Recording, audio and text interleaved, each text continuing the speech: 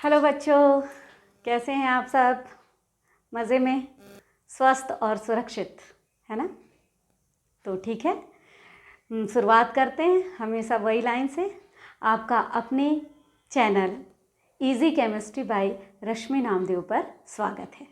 हम लोग पढ़ रहे हैं कक्षा 12 की, क्लास 12 की hello arenes and halo alkane and hello arenes. ठीक है, एक्चुअल में हम लोग हेलो एरिन्स शुरू कर दिए, इसलिए सबसे पहले उसी का नाम आता है। तो हमने हेलो एरिन्स की जो पिछली वीडियो है उसमें न्यूक्लियोफिलिक सब्स्टिट्यूशन रिएक्शन, नाभिक स्नेही प्रतिस्थापन अभिक्रिया दे चुके थे, पढ़ चुके हैं। और आज हम पढ़ेंगे इलेक्ट्रोफिलिक प्रतिस्थापन अभिक्रिया या इलेक्ट्रॉन रागी। मैं बार बार कहती हूँ, एनसीईआरटी की बुक में जो नाम लिखा है उसको हम बार बार रिपीट करें, इलेक्ट्रॉन रागी प्रतिस्थापन अभिक्रिया। और यदि समय मिल जाता है आज ही तो हम धातुओं के साथ अभिक्रिया भी पढ़ लेंगे, नहीं तो उसको फिर नेक्स्ट वीडियो में देखेंगे। ठीक है, तो चलिए पढ़ते हैं। ये है आपका ये इलेक्ट्रोफिलिक सब्स्टिट्यूशन रिएक्शन, या इसको हम इंग्लिश में कहेंगे, हिंदी में कहेंगे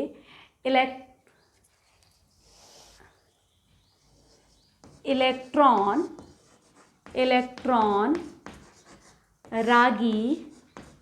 रागी प्रतिस्थापन अभिक्रिया। ठीक है, तो अब हम देखते हैं ये अभिक्रिया। सबसे पहले इलेक्ट्रॉन रागी या इलेक्ट्रोफाइल क्या होते हैं? इलेक्ट्रॉन फाइल जो इलेक्ट्रॉन को फिल करे, या जो इलेक्ट्रॉन से आकर्षित हो, या जो इलेक्ट्रॉन का राग अलापता रहे। इलेक्ट्रॉन का राग कौन अलापेगा? इलेक्ट्रॉन पर होता है ऋण आयन, तो उसका राग हम जानते हैं केमिस्ट्री में अपोजिट चार्ज के बीच अट्रैक्शन होता है। कौन अलापेगा? कोई भी वो अभिकर्मक जिसके ऊपर धनावेश हो। यानी इलेक्ट्रोफाइल कौन होते हैं? जिसके ऊपर धनायन होता है। ठीक है, और इस इलेक्ट्रोफाइल के द्वारा सब्स्टिट्यूशन जो होगा, प्रतिस्थापन होगा, उसे ही हम कहेंगे इलेक्ट्रोफिलिक सब्स्टिट्यूशन रिएक्शन। ठीक है, तो अब हम इसे समझ में आ गया होगा, तो इसे अच्छे से अब पढ़ते हैं। अब इलेक्ट्रोफिलिक सब्स्टिट्यूशन रिएक्शन में जो मेन चीज़ है वो क्यों देती है? इलेक्ट्रोफिलिक सब्स्टिट्यूशन रिएक्शन जो हेलो एरिन्स है वो बहुत ही सरलता से देता है। क्यों?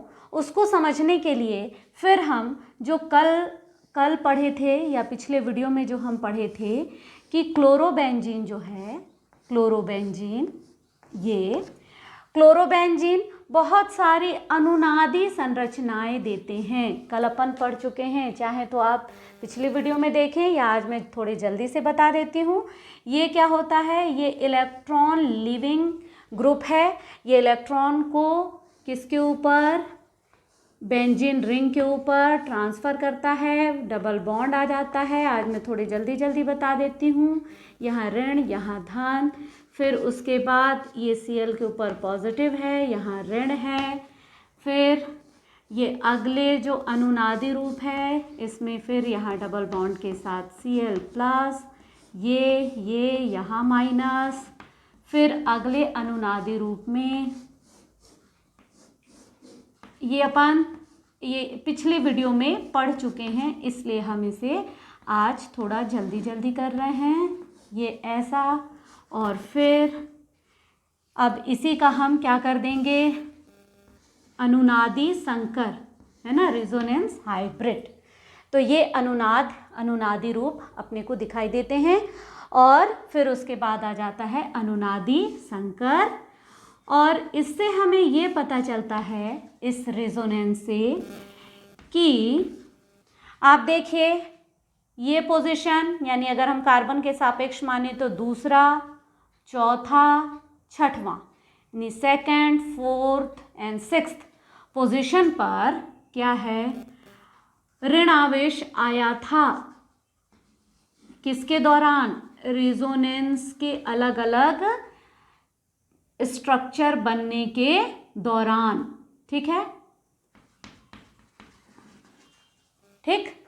तो इस तरह से हम देखते हैं कि यहाँ पर पार्शियली जो है वो माइनस चार्ज आता है, पार्शियली ऋणावेश उत्पन्न हो जाता है, देखिए रेजोनेंस के दौरान। तो इसके कारण ये अगर किसी बेंजीन पर Cl है तो ये ऑर्थो एंड पैरा दिशात्मक समूह है, दिशात्मक समूह है। इसका क्या मतलब है कि यह आने वाले दूसरे इलेक्ट्रोफाइल को बेंजीन रिंग के कहाँ पर भेजेगा, या तो ऑर्थो पर भेजेगा या पैरा पर भेजेगा। ठीक है, आप जो इसके पहले का वीडियो जरूर देखिए, उससे आपको ये सारी चीज़ें और अच्छे से क्लियर हो जाएंगी।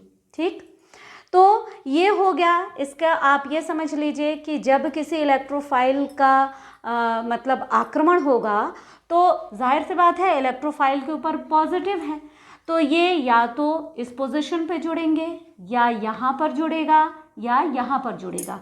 और यही कार्य Cl के सापेक्ष, क्लोरीन के सापेक्ष जो पहली स्थिति है दोनों तरफ, पहली स्थिति उसको हम आर्थो कहते हैं, ये वाली स्थिति है उसको हम मेटा कहते हैं, जो यहाँ पर अभी निर्मित नहीं होगी। और ये वाली स्थिति यानी 1 2 3 तीसरे समूह पर क्या हो जाएगा, ये क्या हो जाएगा, पैरा पोजिशन। तो इसीलिए ये ऑर्थो एंड पैरा दिशात्मक समूह है। इसका मतलब ये है कि ये नए आने वाले इलेक्ट्रोफाइल को बेंजीन रिंग के क्लोरीन परमाणु के सापेक्ष या तो ऑर्थो पोजीशन पर स्थान देगा या तो पैरा पोजीशन पर स्थान देगा। ठीक है, अब यहाँ पर आपको मैं कारण भी बता दूँ। जब हम ये प्रतिस्थापन अभिक्रियाएं पढ़ रहे हैं और ये हम देख रहे हैं कि इस तरह से भिन्न भिन्न संरचनाएं जो अनुनादी रूप बन रही है, तो इसी को हम अनुनाद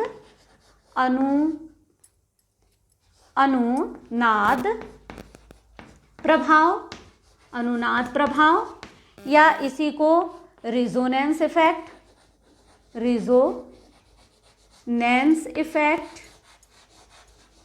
या इसी को हम मेसोमेरिक इफेक्ट, वो भी कौन सा, प्लस एम इफेक्ट, धनात्मक मेसोमेरिक इफेक्ट,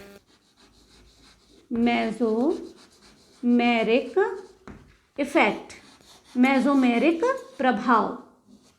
ठीक है, या इसी को हम बराबर कर ले रहे हैं एरो ना बनाते हुए, या इसी को हम कॉन्जुगेशन इफेक्ट, हम इसी को क्या बोलते हैं, संयुग्मन। देखिए दोनों नाम बता दे रहे हैं, संयुग्मन प्रभाव या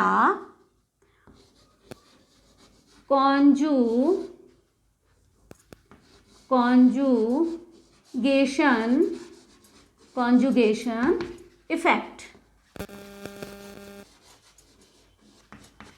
यही बात है, यानी मैं जो बार बार अनुनाद बोल रहे हैं, ये अनुनाद ही वास्तव में मेसोमेरिक इफेक्ट है और यही कॉन्जुगेशन इफेक्ट है। ये किसी भी यौगिक में होने वाला स्थायी प्रभाव होता है। ये क्यों होता है, जब किसी एल्किल हैलाइड हो तो यदि इसमें अल्टरनेशन में यानी एकांतर क्रम मतलब एक डबल एक सिंगल, एक डबल एक सिंगल, एक डबल एक सिंगल, इसको हम एकांतर क्रम या इसी को हम कॉन्जुगेशन कहते हैं या इसे हम संयुग्मन कहते हैं। जब ऐसी स्थिति हो तो इस तरह से अल्टरनेशन पर आप देखिए इफेक्ट, ये यहाँ गया, यहाँ बना, ये यहाँ डबल बॉन्ड टूट के इधर चला गया, तो इस तरह से ये यहाँ, तो डबल बॉन्ड जो है उसका क्या होता रहता है, पूरी बेंजीन रिंग में वो घूमता रहता है, ट्रांसफ़र होता रहता है और इलेक्ट्रॉन की डेंसिटी अलग अलग जगह पर बढ़ जाती है। और वो जगह कौन सी होती है, ortho position and para position. ठीक है, तो इतनी बात आपको समझ में आई। इलेक्ट्रोफिलिक सब्स्टिट्यूशन रिएक्शन की ये मैकेनिज्म भी है, और इसको हम क्यों देता है इलेक्ट्रोफिलिक सब्स्टिट्यूशन रिएक्शन, उसका रीज़न भी है। और ऑर्थो एंड पैरा पोजिशन पर ही इलेक्ट्रोफाइल क्यों जोड़ते हैं, इसका भी रीज़न यही है। तो क्वेश्चन कोई भी आए आप इसको आराम से कर सकते हैं। इस पे कौन कौन से प्रभाव काम करते हैं, तो यदि अनुनाद प्रभाव बोल दिया तो सही है, मेसोमेरिक प्रभाव बोल दिया तो सही है, संयुग्मन प्रभाव बोल दिया तो भी सही है। ठीक है, तो अब हम कुछ इलेक्ट्रोफिलिक प्रतिस्थापन अभिक्रियाओं के उदाहरण देखते हैं, कौन कौन सी अभिक्रियाएं होती हैं। ठीक है, तो हम सबसे पहले जो देखेंगे, सबसे पहला इफेक्ट है, ये है, पहला ही है हैलोजनीकरण या क्लोरीनेशन। हिंदी में ही लिख देती हूँ, क्लोरोनीकरण, क्लोरोनीकरण, क्लोरीनेशन। अब क्लोरीनेशन पे क्या होगा, ये है आपका बेंजीन, बेंजीन पर यहाँ क्या हो गया Cl, और अब हम इस पर क्या कराएंगे, क्लोरीन की अभिक्रिया कराएंगे। आप याद रखिए ये Cl जो है इसका हेट्रोलिटिक क्लीवेज होगा, और एक जो है ये प्लस के रूप में, क्योंकि इसने बंध के दोनों इलेक्ट्रॉन को ले लिया, सॉरी इसने बंध के, यहाँ पर माइनस कर देती हूँ, इस तरह से होमोलिटिक क्लीवेज है, ये ज़्यादा में टूट रहा है तो ये माइनस, इसने दोनों इलेक्ट्रॉन पेयर को ले लिया और ये क्लोरोनियम आयन के रूप में अलग हुआ, और यही वास्तव में इलेक्ट्रोफाइल है। इलेक्ट्रोफाइल के रूप में क्या है, क्लोरोनियम आयन।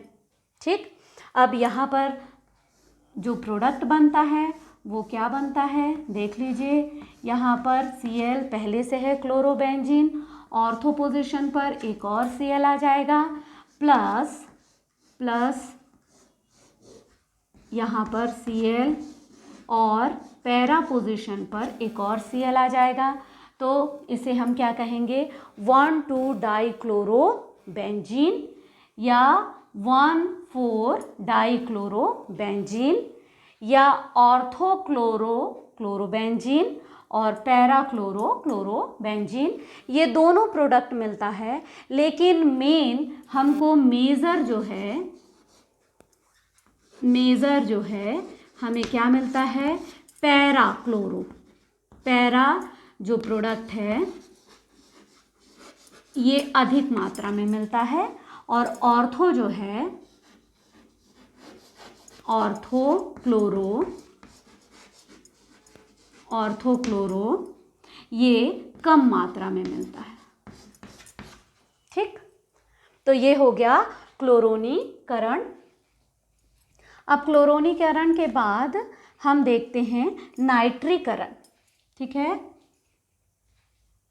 ये उतार लिया आपने, इसको मिटा दूं मैं। अब हम नाइट्रीकरण करते हैं। दूसरा क्या है, नाइट्रिफिकेशन या नाइट्रीकरण। ठीक, नाइट्रीकरण में क्या हो जाएगा, देखिए यहाँ पर हम जो लेते हैं, एक चीज़ हम लेते हैं फ्यूमिंग HNO3, या इसी को हम हिंदी में कहते हैं सधूम सल्फ्यूरिक अम्ल, या सधूम HNO3 की उपस्थिति में वास्तव में इसके साथ H2SO4 जो है वो मिला रहता है। इसके कारण हम इसको फ्यूमिंग नाइट्रिक अम्ल, सधूम सल्फ्यूरिक अम्ल ऐसे कहते हैं। तो अब हम नाइट्रीकरण कराते हैं। देखिए बेंजीन रिंग है, बेंजीन रिंग, यहाँ Cl क्लोरोबेंजीन ले लिया।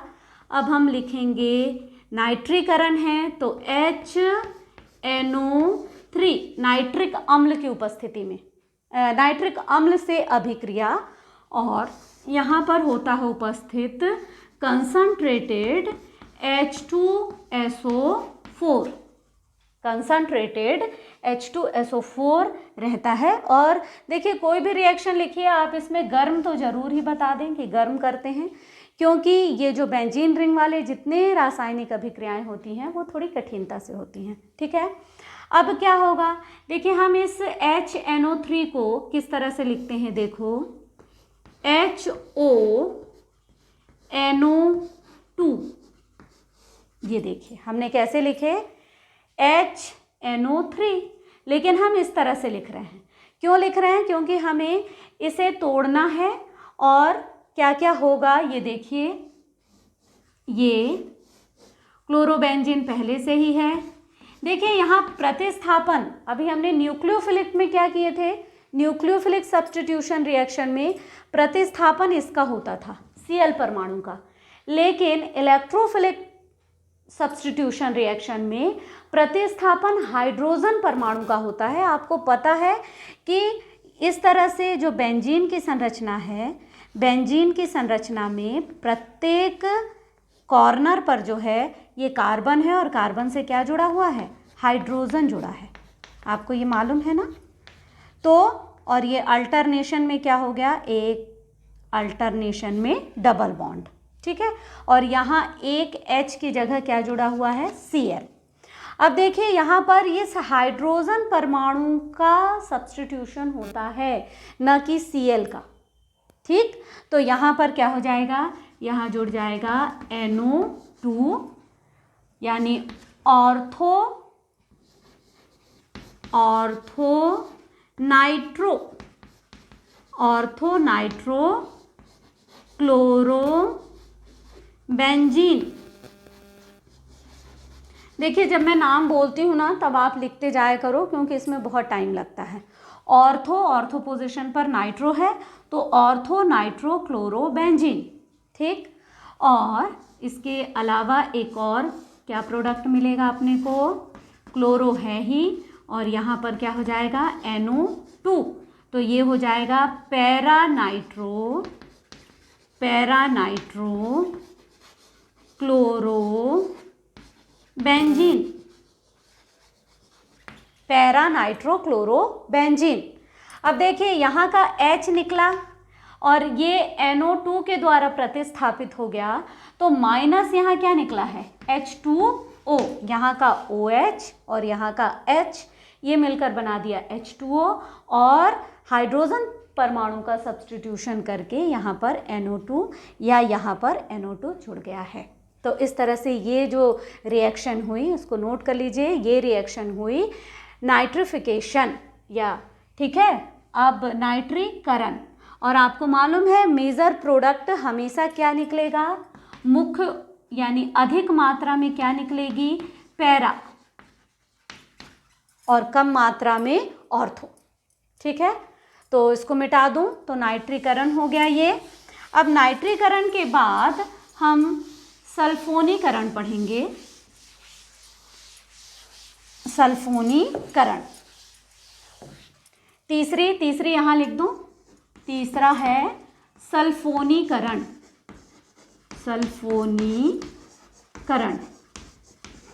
इसमें सल्फोनिक एसिड जुड़ेगा, इसको भी मैं आपको बता दूं, H2SO4 से अभिक्रिया होगी, H2SO4। ठीक है, और ये किस रूप में लिखा जाएगा, वैसे ही HO अलग कर दीजिए और जो बचा है वो लिख दीजिए। एक H निकल गया तो बचा H, एक O निकल गया तो बचा है क्या, SO3। इस रूप में यदि आप इसको याद रखते हैं तो आराम से आपको पता चल जाएगा कि एक H2O निकलना है और क्या जुड़ना है।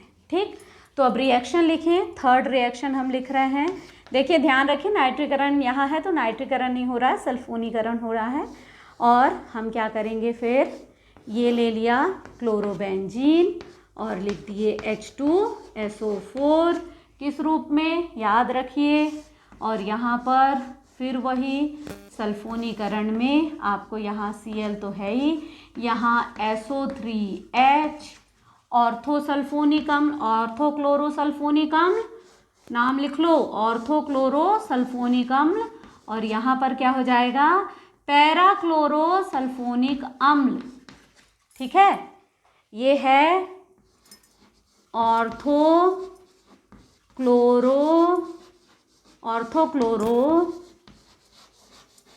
सल्फोनिक एसिड, और यहीं पर क्या हो जाएगा, पैराक्लोरो सल्फोनिक एसिड। ये आप नोट कर लीजिए। और यहाँ पर हम क्या करेंगे, H2SO4 से क्रिया करा देंगे। तो अब सल्फोनीकरण, आ रही है बात समझ में? इजी है ये वाला रिएक्शन, बहुत सरल रिएक्शन है ना, कहीं कोई दिक्कत नहीं है। केवल हमको ऑर्थो एंड पैरा पोजीशन पर जिस भी नाम का है करण, जैसे सल्फोनीकरण तो सल्फोनिक ग्रुप जोड़ दीजिए, नाइट्रीकरण नाइट्रो ग्रुप जोड़ दीजिए, ठीक है। अब चौथा यहाँ लिख देते हैं। हमने क्लोरोनीकरण कर लिए, नाइट्रीकरण कर लिए, सल्फोनिकरण कर लिए। अब हम जो नेम रिएक्शन में पढ़ेंगे वो है फ्रीडल क्राफ्ट अभिक्रिया। फ्रीडल क्राफ्ट अभिक्रिया। देखो, जो अगर इंग्लिश में लिखना चाहते हैं तो फ्रीडल क्राफ्ट अभिक्रिया लिख लें, हिंदी वाले हिंदी में लिख लें, ठीक है। फ्रीडल क्राफ्ट अभिक्रिया। फ्रीडल क्राफ्ट अभिक्रिया को भी हम दो उसमें पढ़ते हैं। एक होता है एल्कलीकरण, यानी इसमें क्या ग्रुप जुड़ेगा, एल्किल ग्रुप जुड़ेगा, CH3 ग्रुप, ठीक है, एल्कलीकरण। अब हम क्या करेंगे, ये हमने ले लिया क्लोरोबेंजीन ले लिया। अब हम उसकी किससे क्रिया करा देंगे, CH3Cl, मेथिल क्लोराइड, और ये अभिक्रिया होगी AlCl3, वो भी कैसा, निर्जल, एनहाइड्रस निर्जल AlCl3 की उपस्थिति में होगी। और फिर सेम यही क्या बन जाएगा, यहाँ पर Cl है ही, ये बन जाएगा CH3, मैथिल ग्रुप का जुड़ना, और यहाँ से ये एक H और ये Cl मिलकर -HCl हो गया। और यहाँ ऑर्थो पोजीशन पर मैथिल ग्रुप, और एक और किस पोजीशन पर मैथिल ग्रुप जुड़ेगा बताइए, पैरा पोजीशन पर मैथिल ग्रुप। वास्तव में अब इसको टालविन कहते हैं, तो क्या हो जाएगा, ऑर्थोक्लोरोटालुइन, इसका नाम क्या हो जाएगा, ऑर्थोक्लोरोटालुइन, और इसका क्या हो जाएगा, पैराक्लोरोटालुइन। तो ये एल्कलीकरण है, क्यों, क्योंकि इसमें एल्किल ग्रुप, एल्किनेशन है ना, तो इसमें एल्कल ग्रुप जुड़ रहा है, इसलिए हम इसे एल्कलीकरण कहते हैं। दूसरा हो जाएगा एसिलीकरण। यहीं मिटा दूं क्या, जगह नहीं है तो ये मिटा देते हैं हम। अगर नहीं लिख पाते हैं तो वीडियो को पॉज करके लिख लीजिए, बैक चले जाइए, थोड़ा सा पीछे खसका लीजिए। अब इसी में जो दूसरा नंबर पर आता है वो है एसिलीकरण। एसिलीकरण यानी एसिटिल ग्रुप जुड़ेगा। एसिटिल ग्रुप, हम बेंजीन ले लें, ठीक, बेंजीन Cl, एसिटिल क्लोराइड यानी CH3COCl, ये जो ग्रुप है CH3COCl, इसी को हम एसिटिल ग्रुप कहते हैं।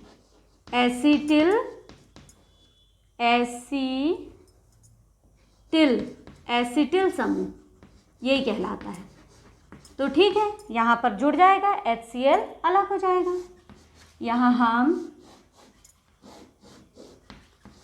ये Cl तो है ही, यहाँ COCH3 एसिटिल ग्रुप जुड़ेगा, CH3CO तो उल्टा लिख देंगे, बंध जहाँ से बनता उधर से लिख देते हैं, COCH3, और क्या बन जाएगा दूसरा, बनाइए आप बिना देखे, COCH3 पैरा पोजीशन पर COCH3, एक का नाम हो जाएगा अल्फा ऑर्थोक्लोरो एसीटोफिनोन। कीटोन बन गया ना ये देखिए, ये कीटोन का सूत्र क्या होता है, RCOR। एक R के जगह क्या है, मैथिल है, एक R के जगह क्या है, क्लोरोबेंजीन है। तो ये क्या बन गया, alpha chloro ortho chloro acetophenone, one प्रत्यय लगा देते हैं, और ये क्या बन जाएगा, पैराक्लोरो एसीटोफिनोन, पैराक्लोरो एसीटोफिनोन। लो भाई, एक हिंदी में एक इंग्लिश में। तो ठीक है, इलेक्ट्रोफिलिक सब्स्टिट्यूशन रिएक्शन, हमने कितनी इलेक्ट्रोफिलिक सब्स्टिट्यूशन रिएक्शन पढ़ी, 4। चलिए, तो हमने 4 इलेक्ट्रोफिलिक सब्स्टिट्यूशन रिएक्शन पढ़ लिए, और अब हम उसके बाद एक और हेलो एरिन्स की एक और रिएक्शन पढ़ लेते हैं, रिएक्शन विथ मेटल्स, है ना, 3rd है ये एंड लास्ट भी, रिएक्शन विथ किसके साथ, मेटल्स के साथ, मेटल्स। ये हमने हेलो एल्केन में भी पढ़े थे, जिसमें हमने पढ़ा था वुड्स अभिक्रिया, याद होगा आपको, हमने वुड्स अभिक्रिया पढ़े थे।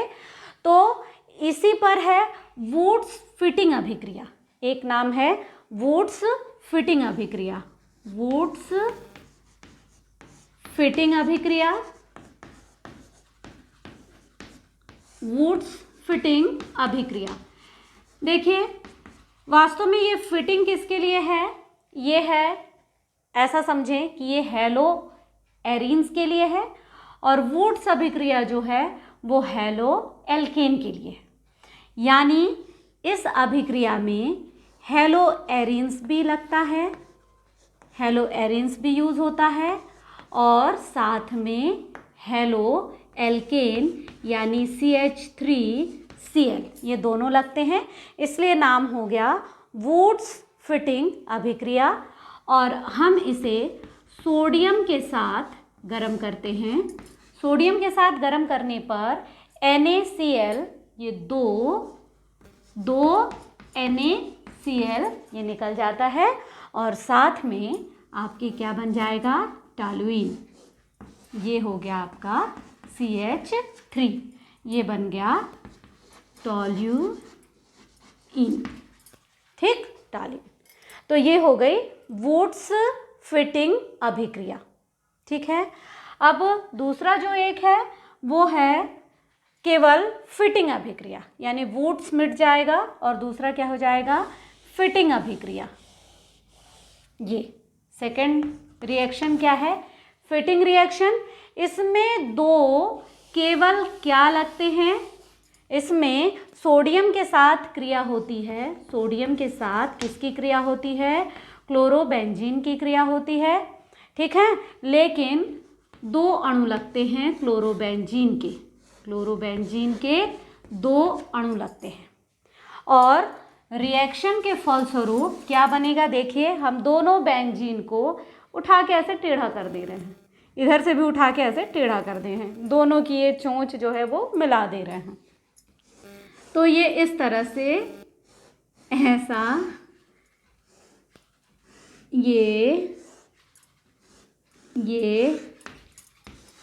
और ये बन गया आपका डाईफेनिल। क्या बन गया, डाईफेनिल। C6H5 को फेनिल ग्रुप कहते हैं ना, तो ये बन गया आपका डाईफेनिल। तो इस अभिक्रिया को हम कहते हैं फिटिंग अभिक्रिया। एक है वुड्स फिटिंग और एक है फिटिंग अभिक्रिया, ठीक है। अब इसके साथ यहाँ पर आपका NCERT की बुक में 2 ही दिए हैं, लेकिन आपको यदि याद होगा तो हम एक मैग्नीशियम से भी अभिक्रिया कराते थे और क्या बनाते थे, ग्रिग्नॉल्ड अभिकर्मक। तो ये नोट कर लिए, मिटा दूँ? तो हम इस एरिल हैलाइड को भी, जो एरिल हैलाइड है, इसकी भी हम मैग्नीशियम के साथ, धातु के साथ हम रिएक्शन पढ़ रहे हैं, तो मैग्नीशियम के साथ जब हम क्रिया कराते हैं तो ये बनता है C6H5MgCl, ये RMgX, इसको बोलेंगे phenyl magnesium chloride. Phenyl magnesium chloride ये एक ग्रिग्नॉल्ड रिएजेंट है, लेकिन किसका? RMgX, R के स्थान पर क्या जुड़ा हुआ है? यहाँ पर R बराबर फेनिल ग्रुप। तो एक ये भी पढ़ लीजिए मैग्नीशियम के साथ, ये थर्ड रिएक्शन हो जाएगी, ठीक है। और एक और रिएक्शन जो मैं आपको बताना चाह रही हूँ, भले वो उसमें मतलब NCERT की बुक में आपको किसी और चैप्टर में मिलेगा, पर यहीं बता दे रहे हैं, वो है उल्मान अभिक्रिया, ठीक। एक और रिएक्शन देख लीजिए, 4th नंबर। थर्ड हमने क्या बनाए? ग्रिग्नॉल्ड अभिकर्मक बनाए, ग्रिग्नॉल्ड रिएजेंट। एंड 4th नंबर पर उल्मान अभिक्रिया, ठीक है।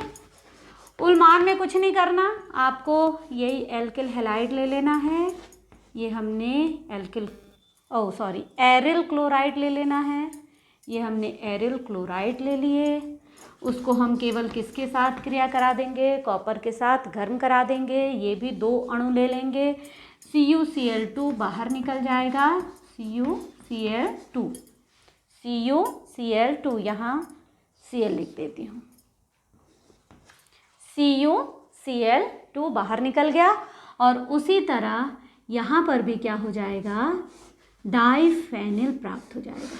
यानी अगर हमें थोड़ा सा इजी कुछ यहीं पर पढ़ लेना है, जिससे ज़्यादा कोई दिक्कत नहीं हुई, तो हम यहीं पढ़ लेते हैं इसको, है ना, डाइफेनिल, ये डाइफेनिल, तो हम इसे ही क्या कहते हैं? उल्मान अभिक्रिया।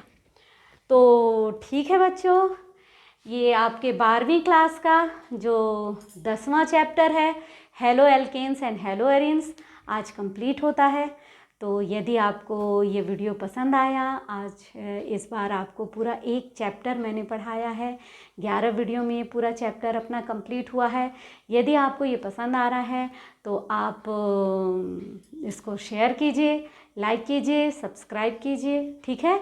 और यदि आप एग्ज़ाम के पॉइंट ऑफ व्यू से कोई वीडियो देखना चाहते हैं इसी चैप्टर पर, कि परीक्षा के लिए जो उपयोगी प्रश्न हैं, अगर उस पर आप कोई वीडियो बनवाना चाहते हैं तो मुझे कमेंट में ज़रूर लिखें, तो फिर हम देखते हैं, उसे भी बनाएंगे। तो आज के लिए बस इतना ही, बाय।